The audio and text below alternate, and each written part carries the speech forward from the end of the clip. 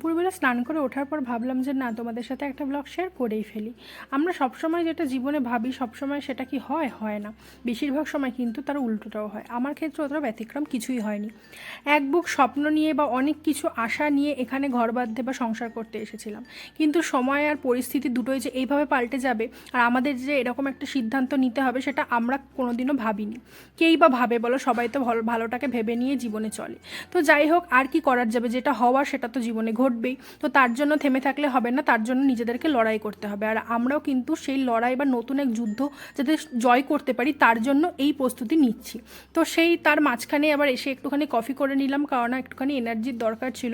আর সত্যি কথা বলতে আমার এখন চা থেকে কফিটাই বেশি ভালো লাগে। তো যাই হোক, এখানে সমস্ত কিছু গুছিয়ে নিয়ে প্যাকিং করে আমরা রেডি হয়ে গেছি। আর এখানে ও খাটটাও খুলে নিচ্ছে। আশা করি তোমরা বুঝতেই পারছো এইসব প্যাকিং করার কারণটা কি। তো নতুন এক যুদ্ধ শুরুর প্রস্তুতিতে তোমরা সবাই পাশে থেকো, এটাই চাইবো।